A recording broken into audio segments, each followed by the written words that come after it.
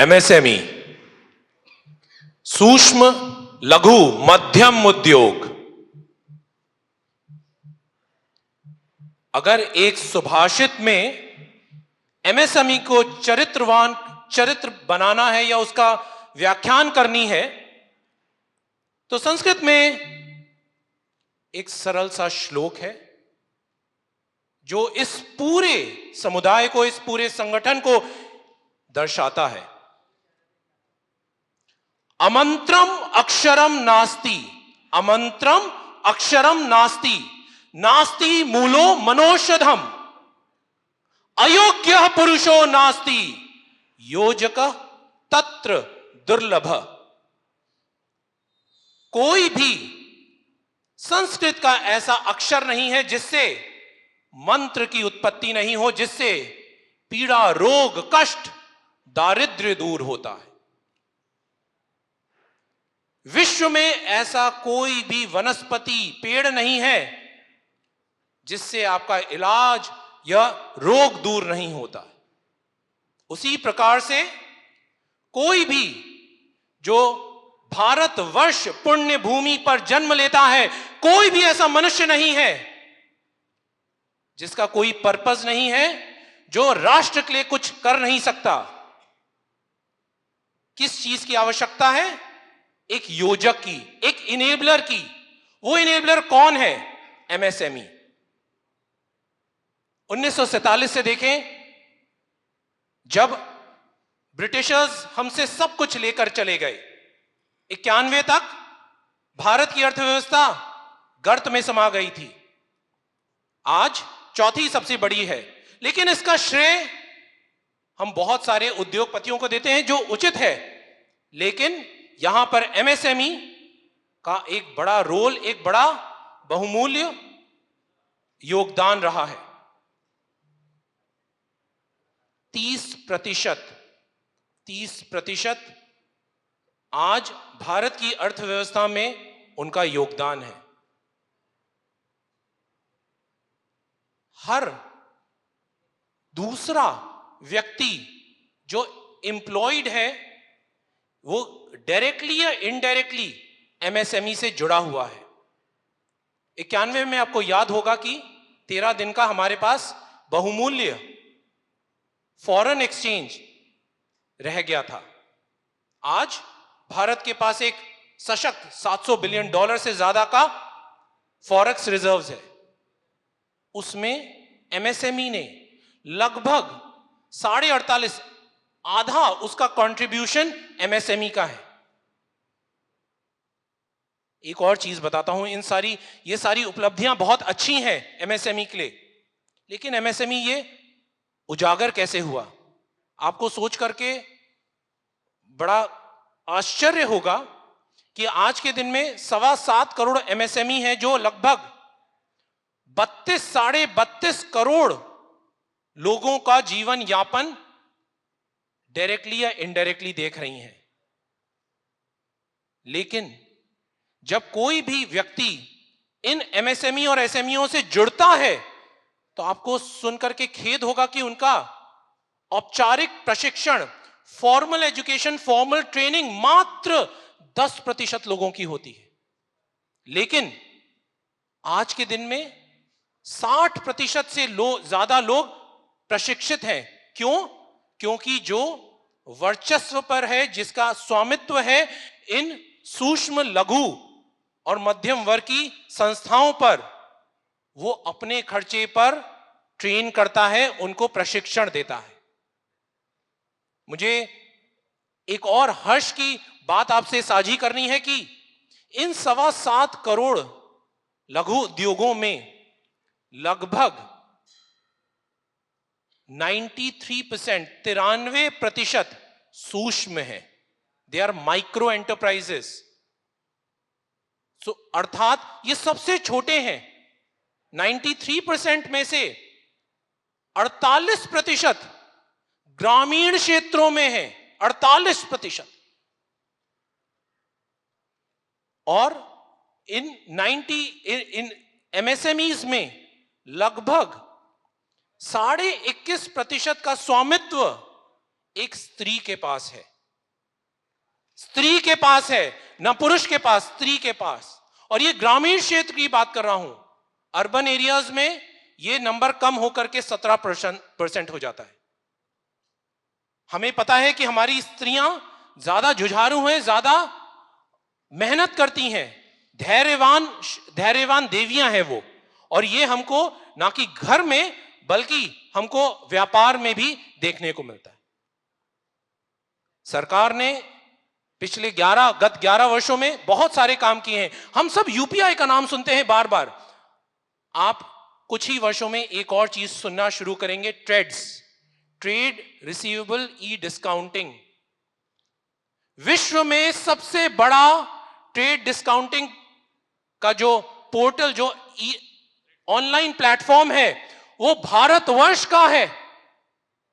और अब इस बजट में सरकार ने एक बड़ी अच्छी सी बात कही है कि जो भी सेंट्रल गवर्नमेंट के एम्प्लॉय, जो भी सेंट्रल गवर्नमेंट की कंपनियां हैं, वो डायरेक्टली जैसे ही एमएसएमई से कुछ उनको देंगी, उनसे खरीदेंगी, वो सारे के सारे रिसीवेबल्स डिस्काउंट हो जाएंगे।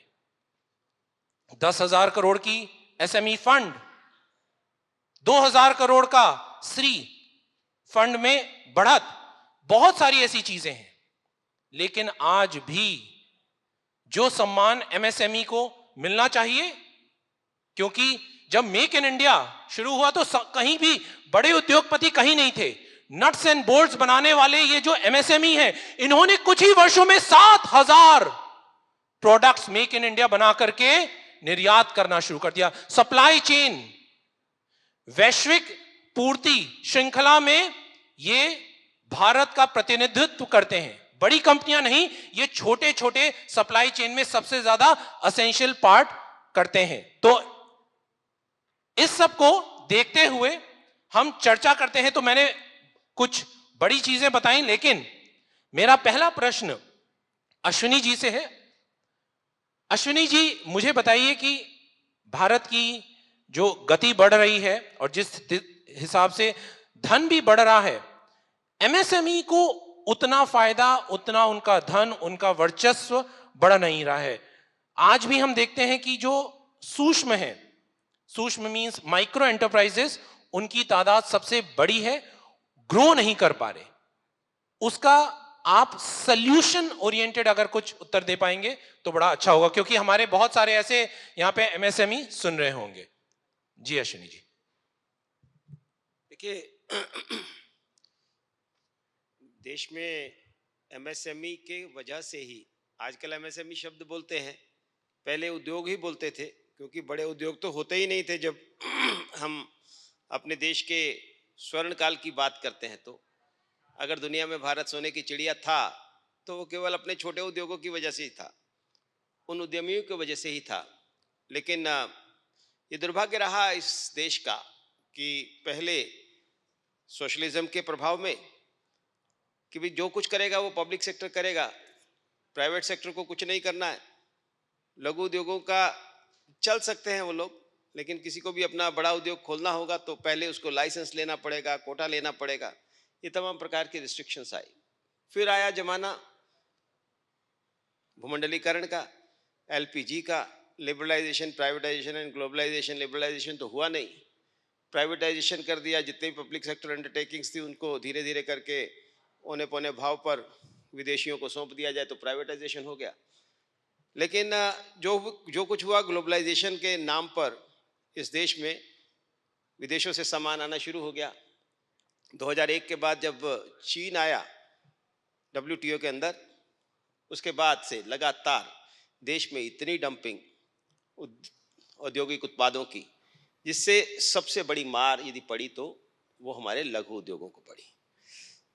आज हम उनके पुनर्जागरण की बात कर रहे हैं, एक विचार कर रहे हैं कि कैसे लघु उद्योगों को, कुटीर उद्योगों को और मध्यम उद्योगों को आगे बढ़ाया जाए। सबसे पहली बात तो मैं यहाँ पर ये कहूँगा कि सरकारें कोई भी हों, एक दिमाग में मैं यहाँ पर हमारे एक गोपाल कृष्ण जी भी बैठे हैं, कि हमारे नीति निर्माताओं के मन में ये बात रहती है कि सब छोटों को बड़ा करना है।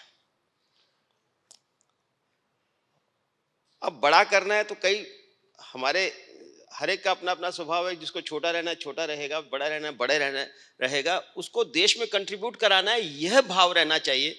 हर छोटे को बड़ा बनाने की इच्छा का त्याग कर देना चाहिए। यह मैं सभी जो नीति निर्माता हैं, जो पूर्व की सरकारों में रहे, अभी की सरकारों में है, उन सबसे मैं ये निवेदन करना चाहता हूं। देश में लघु उद्योगों के लिए एक बहुत बड़ा स्कोप है जो आज निर्माण हो रहा है। हम देख रहे हैं कि पूरी दुनिया में भूमंडलीकरण के प्रति जो आसक्ति थी वो समाप्त हो रही है। अभी वर्ल्ड इकोनॉमिक फोरम में, जो वर्ल्ड इकोनॉमिक फोरम भूमंडलीकरण का सेलिब्रेशन माना जाता था, वहां सेलिब्रेट करते थे वाशिंगटन कंसेंसस को, वहां सेलिब्रेट करते थे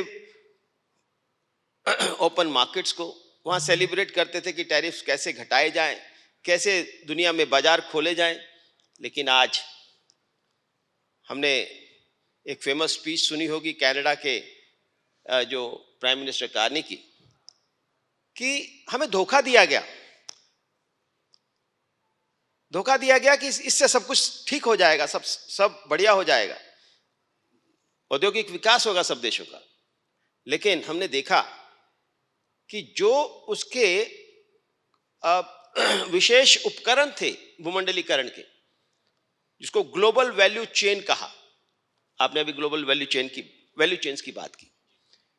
जो ग्लोबल वैल्यू चेन्स हैं, वो हर कोई व्यक्ति, वो हर कोई देश वो सस्ता बनाएगा तो दूसरे देशों को बेच पाएगा।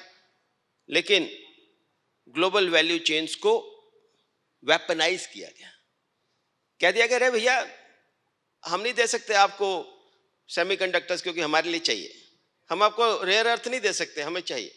ऐसा नहीं है कि हम सेमीकंडक्टर बना नहीं सकते थे, हमें बेवकूफ बनाया गया कि आपको सेमीकंडक्टर बनाने की जरूरत नहीं है क्योंकि आपको सस्ते से सस्ते सेमीकंडक्टर मिल जाएंगे। आपको रेयर अर्थ मटेरियल के बारे में विचार करने की जरूरत नहीं है क्योंकि आपको सस्ते से सस्ते रेयर अर्थ मटेरियल के प्रोडक्ट्स मिल जाएंगे। आपने टैरिफ को वेपनाइज किया, आपने पेमेंट सिस्टम को वेपनाइज किया, आपने डिफेंस की अपनी ताकत को, भी सतीश जी कह रहे थे कि डिफेंस में कुछ बड़े देशों का दबदबा है, उसको भी उन्होंने वेपनाइज किया। तो करते ही रहे हमेशा।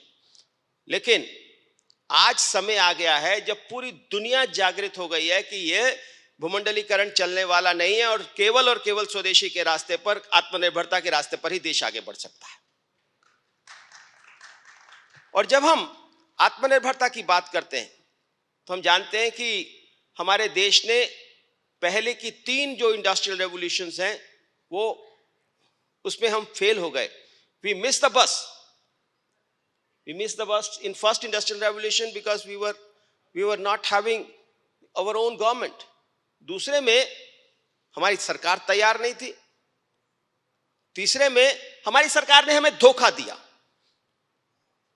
कि हमारे लोगों ने कोई कमी नहीं छोड़ी। हमारे लोग, हमारे युवा सॉफ्टवेयर में आगे से आगे बढ़ते गए, दुनिया में नेता बन गए। पूरा दुनिया का नेतृत्व सॉफ्टवेयर का हमने किया, लेकिन हमारी सरकारों ने हमें फेल किया क्योंकि हमने हार्डवेयर में हमें आगे नहीं बढ़ने दिया गया। लेकिन आज वक्त आ गया है कि आज हम 4th इंडस्ट्रियल रेवोल्यूशन में we are well within the ring. चाहे वो स्पेस हो, चाहे वो डिफेंस हो, चाहे वो पेमेंट सिस्टम हो। और आज अवसर आ गया है कि हमारे पास रेयर अर्थ की कमी नहीं है। हमारे पास कमी है तो उसकी एक्सट्रैक्शन हमें समझनी पड़ेगी, उसकी मैन्युफैक्चरिंग समझनी पड़ेगी, उसकी प्रोसेसिंग समझनी पड़ेगी। और इन सब चीजों में, चाहे वो डिफेंस क्षेत्र है, मैं डिफेंस क्षेत्र के बारे में बताता हूं, हमें थोड़े बहुत डिफेंस की बड़ी कंपनियों के नाम याद होंगे, लेकिन ऐसे हजारों छोटे छोटे यूनिट्स हैं जो डिफेंस का काम करते हैं, डिफेंस गुड्स के लिए रॉ मटेरियल कंपोनेंट्स बनाते हैं। और अगर इस बार अपना देश जब चीन और टर्की के ड्रोन्स भारत पर आक्रमण कर रहे थे, एक भी ड्रोन अपने लक्ष्य को भेद नहीं सका। उसके पीछे कोई बड़ा उद्योग नहीं था, उसके पीछे एक एमएसएमई ही थी जिसका नाम था जेन टेक्नोलॉजीज, जिन्होंने ये टेक्नोलॉजी विकसित की कि कोई भी ड्रोन हमारे यहाँ अपना लक्ष्य भेद नहीं सका। अगर हमारे जो मिसाइल्स हैं जाकर के पूरे सही जगह पर उन्होंने अपना निशाना साधा, वो सारी दुनिया ने देखा कि कैसे हमने आतंकवादी ठिकानों को ध्वस्त किया। और उन सब को बनाने में ऐसे हजारों कंपोनेंट मैन्युफैक्चरर्स हैं जो इस प्रकार की, तो ये समय आ गया है हमारा कि जब पूरी दुनिया अब समझ में आ गया है कि ग्लोबल वैल्यू चेन का मतलब वहां से सामान लाना नहीं है। वैल्यू चेन का मतलब है अपने ही देश में सब कुछ बनाना, क्योंकि कभी भी सब कुछ रुक सकता है। और अगर अपने देश को महान बनाना है, समृद्ध बनाना है, आत्मनिर्भर बनाना है और अग्रणी बनाना है पूरी दुनिया में, तो हमें केवल और केवल अपने ही देश में सब चीजों का निर्माण करना पड़ेगा। हम विदेशों से आयात करेंगे, छोड़ेंगे नहीं कुछ भी, लेकिन हम अपने ही ऊपर निर्भर रहेंगे, आत्मनिर्भर होकर के काम करेंगे। तो मैं जो आपने जो प्रश्न पूछा कि उनके लिए क्या संभावनाएं हैं, मुझे लगता है कि आज के संदर्भ में जब पूरी दुनिया के सामने से ये जो अंधेरा है, वो तिमिर है, वो हट चुका है, धुंधलापन खत्म हो गया है और स्पष्ट दिखाई दे रहा है कि अगर अपने देश को आगे बढ़ाना है तो लघु और कुटीर उद्योगों के माध्यम से उनको साथ लेकर के ग्लोबल वैल्यू चेन में एक ऐसी हिस्सेदारी जिसमें हम किसी पर निर्भर नहीं हो, दुनिया हमारे ऊपर निर्भर हो, ऐसा काम हमें करके दिखाना है। ये एमएसएमई के लिए बहुत बढ़िया। तो एक चीज हम सबने बड़ी अच्छी समझी, अश्विनी जी ने बड़े बढ़िया बताई कि सबको बड़ा नहीं बनना है, जो जहां पर है उससे थोड़ा सा आगे बढ़ते हुए, लेकिन सबको लार्ज कॉर्पोरेट नहीं बनना है। तो ये एक बहुत बड़ी लर्निंग है। धन्यवाद अश्विनी जी। अगला मेरा प्रश्न संदीप जी से। संदीप जी, आप भारत की संस्कृति को भी बहुत अच्छे से समझते हैं, आप मंदिर को, देवालयों को भी बहुत अच्छे से समझते हैं। तो ऐसे में एमएसएमईज और एमएसएमईज हमारी हमेशा से ही सांस्कृतिक धरोहर रही हैं, तो इन सब में क्या कोरिलेशन है? क्या हम ऐसा इकोसिस्टम क्रिएट कर सकते हैं जहां पे वो सेल्फ सस्टेनेबल रहें और ग्रोथ भी करें, जो पहले था जो अभी कहीं मिट रहा है? तो अगर आप उसकी कोई लर्निंग्स दे पाएंगे तो बड़ा अच्छा होगा। जी धन्यवाद। ऑर्गेनाइजर का धन्यवाद मुझे बुलाने के लिए। जैसे उन्होंने कहा कि मैं हिस्टोरिकली देखता हूँ, तो मैं वहाँ से शुरू करता हूँ थोड़ा। अभ्युदय को अगर हम अप्लाइड नॉलेज के हिसाब से समझें तो बहुत सिंपल, हम लाभ को लाभ नहीं लिखते हैं, हम शुभ लाभ लिखते हैं। ये डिफाइन करता है कि हम अभ्युदय की क्या बात करते हैं, और उसका डायरेक्ट एप्लीकेशन आप सब अनुभव करते होंगे प्रतिदिन। मैं उसको जरा एक्सप्लेन कर देता हूँ कि अगर आप किसी भी सब्जी वाले से सब्जी खरीदें, आप उसे कहेंगे कि 1 किलो आलू दो, तो बराबर वजन करने के बाद कुछ और करता है आपको देने से पहले। अगर आप सोचेंगे तो ध्यान आएगा कि उसमें वो थोड़ा सा और डालता है। तो उसके पीछे की धारणा ये है कि बैलेंस्ड दिख रहा है वेट, बट इसके बावजूद हो सकता है इसमें वो गलती मेरी हो, और उस गलती को वो खुद स्वीकारता है और इसलिए वो आपको थोड़ा ज़्यादा और देता है। और ये प्रैक्टिस आपको पूरे भारत में मिलेगी। और मैं कई जगह बातें करता हूँ तो लोगों ने बताया ये पाकिस्तान और बांग्लादेश के भी लोग करते हैं जो सेल्स में हैं। तो ये हमारे बिजनेस को डिफाइन करता है जो धर्म पर आधारित है। और धर्म पे आधारित बिजनेस, क्योंकि हमारे जितने बिजनेस के पुराने प्रिंसिपल्स मिलेंगे आपको धर्मशास्त्र में मिलेंगे, क्योंकि हमारे यहाँ धन कैसे कमाया गया बहुत इम्पॉर्टेंट है। और कितना डिस्टॉर्ट हो सकता है धर्म कमाना, उसका एग्जाम्पल है आईएमएफ की लेटेस्ट रिपोर्ट। मैंने पुस्तक में मेरी टेम्पल इकोनॉमिक्स की कोट किया है कि आईएमएफ की चिंता है, जो सबसे बड़ी चिंता है, कि बहुत से यूरोपियन देश कमर्शियल सेक्स वर्क से पैसा जो आता है उसको ठीक से रिपोर्ट नहीं करते हैं।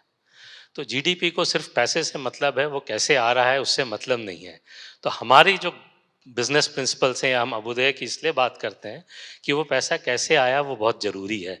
और हमारे यहाँ हर बिजनेस में पैसा ईमानदारी से कमाया जाए, वो इनग्रेन्ड है, वो एक्सप्लेन कर पाए या नहीं कर पाए। और हमारे यहाँ एमएसएमई शुरुआत कहाँ से हुई, हम कहाँ तक आए, उसकी एक झलक दूंगा आपको। कि जब हमारे यहाँ व्यापार था, लाला लाजपत राय, मदन मोहन मालवीय, कई लोगों ने इसको लीड किया। बाल गंगाधर तिलक, लोकमान्य तिलक ने पैसा फंड शुरू किया था, लोगों से एक एक पैसा इकट्ठा करके पैसा फंड बनाया गया था, जिसमें जो फैक्ट्रीज भारत में नहीं थी उसको फंड करके शुरू कराया गया। एक कांच बनाने की फैक्ट्री तालेगांव है पूना में, वो आज भी है, और कई बच्चों को विदेश भेजते थे सीखने के लिए। और हमारे यहाँ जो कारीगरों का टैलेंट था कि हमारे यहाँ कम्युनिटी होती थी रामगढ़िया, उसको जर्मन्स ने बैन किया हुआ था उनके प्लांट के अंदर जाने के लिए 1948 से पहले, क्योंकि डिफेंस इक्विपमेंट बनाने की होड़ थी, तो अंग्रेज रामगढ़ियों को भेजते थे जर्मनी को प्लांट देखो, और एक बार प्लांट देख के आ जाए तो वैसा प्लांट या मशीन दोबारा बना देते थे। तो ये टैलेंट था। और जब हमारे यहाँ व्यापार शुरू किया व्यापारियों ने, तो जैसे अभी बताया कि वो स्मॉल ही से शुरू हुआ, तो आज़ादी से पहले किस कंडीशन में शुरू हुआ उसका एक बहुत छोटा उदाहरण दूंगा, एक ही दूंगा, कि एक सर्टिफिकेट मिला करता था कुर्सी नशीन। जिस व्यक्ति के पास ये सर्टिफिकेट होता कुर्सी नशीन, वही एक अंग्रेज के सामने बैठ सकता था, नहीं तो उसको खड़ा होना पड़ता था। और इस स्थिति में जीडी बिरला या गुजरमल मोदी या जितने व्यापारी थे उस समय के, उन्होंने व्यापार शुरू किया। तो व्यापार करना हमेशा कठिन रहा, हमारे देश के लोग खड़े रहे, और आज के परिप्रेक्ष्य में हमको एमएसएमई को दोबारा समझना होगा। और मैं उसके 6 पॉइंट्स हैं, एक जो बहुत जरूरी है समझने की, कि इस देश की संस्कृति और सभ्यता को किसी ने पकड़ कर रखा है तो वो एमएसएमई है। जितने भी आप सांस्कृतिक प्रोडक्ट देखते हैं, चाहे वो कारपेट हो या कालीन हो या कोई भी चीज हो, वो एमएसएमई से ही आते हैं। तो हमारी संस्कृति की धरोहर एमएसएमई है। दूसरा, एमएसएमई जो है बहुत बड़ा शॉक एब्जॉर्बर है। जितने भी बड़े चेंजेस आए, अगर आप ध्यान देंगे, चाइनीज वायरस के समय हो, डिमोनेटाइजेशन हो, जीएसटी हो, इसका सबसे बेस्ट एब्जॉर्प्शन जो था वो एसएमई सेक्टर में हुआ। तीसरी चीज, भारत विकसित होगा इसका मतलब ये नहीं कि भारत के कुछ राज्य कुछ शहर ही विकसित होंगे, पूरे देश को विकसित होना है। और एमएसएमई ही है जो इस देश में ग्रोथ को डेमोक्रेटाइज करती है।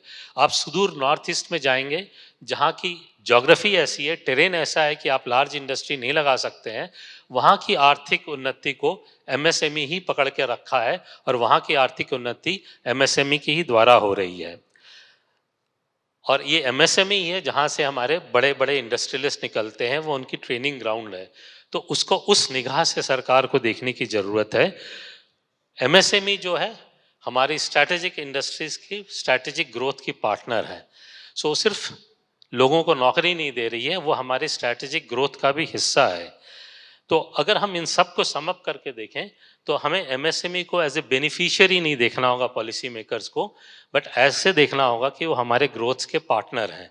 जहां लार्ज इंडस्ट्री नहीं जा सकती, वहां एमएसएमई जाके आर्थिक उन्नति का साधन बनती है। तो अगर मैं कंक्लूड करूं 2 शब्द में, अगर हम आज की स्थिति में इकोनॉमिक सिस्टम में एमएसएमई को देखें, तो वो भारत का नर्वस सिस्टम है। और नर्वस सिस्टम कितना इंपॉर्टेंट होता है ये मुझे बताने की जरूरत नहीं है। धन्यवाद। बहुत बहुत धन्यवाद आपका संदीप जी। गगन जी, मेरा आपसे प्रश्न है, आप लॉ फॉर्म में हैं, आप कॉर्पोरेट लॉयर भी हैं। एमएसएमई की एक जो सबसे बड़ी समस्या रही हुई है कंप्लायंस की है, रूल्स रेगुलेशंस को समझने और उसको इम्प्लीमेंट करने की है। और एक्सपोर्ट में वो आधा, उनकी जो भारत का पूरा एक्सपोर्ट होता है उसका आधा करते हैं, उसके बावजूद उनको बड़ा चैलेंज है। तो हम क्या इसको सिंप्लीफाई कर सकते हैं? बजट में सरकार ने मित्र योजना का भी बात की, लेकिन कुछ पिछले 30-40 वर्षों से ये सॉल्व हो नहीं पा रहा है। तो क्या इसकी मुख्य प्रॉब्लम है, और इसको हम एमएसएमई को हम कैसे कुछ सरल तरीके से ये इनेबल कर सकते हैं? थैंक यू सिद्धार्थ जी। आपने बहुत सही प्रश्न उठाया कि एमएसएमई का जो सबसे बड़ा एक चैलेंज आता है वो कंप्लायंस का आता है। और हम इसे एक आर्टिफिशियल एंट्री बैरियर भी बोल सकते हैं कि अगर आज मैं कोई व्यवसाय शुरू करना चाहूँ और अगर मेरे को पहले ही दिन पता लग जाए कि मेरे को 15-16 तरीके की रिटर्न फाइल करनी है, और मेरे को एक चार्टर्ड अकाउंटेंट चाहिए, एक लेबर कंसल्टेंट चाहिए, तो अनफॉर्चुनेटली मैं खुद पेशे से सीए भी रहा हूँ, तो सीएस को कोई भी क्लाइंट एक कॉस्ट सेंटर की तरह देखता है। इसी वजह से मैंने स्विच भी करा प्रोफेशन। तो एनीवेज, तो बॉटम लाइन ये है कि वो कंप्लायंस कॉस्ट जो आती है वो बहुत हैवी हो जाती है और एक it acts as a entry barrier. अब उसको एड्रेस करने के लिए पिछले कुछ वर्षों में काफ़ी काम हुआ है, और जिसमें डिजिटल इंडिया का बहुत बड़ा रोल रहा। काफ़ी हद तक चीज़ें डिजिटाइज हो गई हैं। आ, बेशक वो अब हम इनकम टैक्स की बात करें या जीएसटी की बात करें, आज की डेट में अभी जो सरकार का प्रयास भी है कि एक कुछ हद तक auto populate income tax return form generate हो जाए, और जीएसटी तो काफ़ी हद तक ऑटो पॉपुलेट हो ही गया है। जो चैलेंज है वो, व्हाट आई ऑलवेज से, कि दो सेट ऑफ ऑफिसर्स हैं हमारे यहाँ, एक पॉलिसी मेकर और एक policy implementer. Policy makers are the very bright people, बहुत इनोवेटिव और थॉटफुल पॉलिसीज लाते हैं। चैलेंज आता है कि जब वो पॉलिसी इम्प्लीमेंट होती है, और वहाँ पे थोड़ा सा हमारा अभी मानसिक सोच में बदलाव लाने की अभी ज़रूरत है। क्योंकि जब एक बार हम समझ लें कि भाई ये व्यापार को हमें सहारा देना है, तो वो नेचुरल है, वो प्रॉस्पेरस कर जाएगा। किसी भी पौधे को बढ़ने के लिए सिर्फ माली को इतना करना है कि उसमें खरपतवार काट दे और मिट्टी के ऊपर जो पानी डालने के लिए जो रुकावट आ जाती है वो हटा दे। तो वो रुकावटें अगर हट जाएं तो पेड़ अपने आप बढ़ जाएगा। तो हमारी इंडस्ट्री को भी मेरे ख्याल से जो हमारा एक लैटिन मैक्सिम भी है, पेरेंट पैट्री है, which is Latin for that government is the parent of the nation.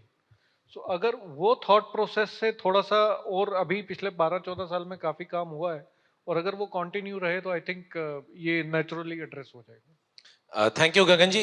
समय की कमी होने की मुझे बार बार 2-3 आपने देखा होगा लेटर्स वगैरह और इशारे मिल चुके हैं, तो मैं आप तीनों सज्जनों से सिर्फ एक ही प्रश्न करूंगा।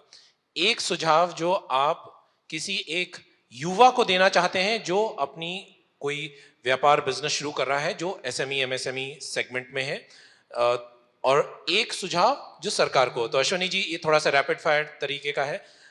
हम वरना संदीप जी से शुरू करते हैं, या ना अश्विनी जी अगर आप उपयुक्त हैं, छोटा छोटा, क्योंकि मुझे 2-3 नजर दृष्टि मिल चुकी हैं तो इसलिए क्षमा चाहता हूं।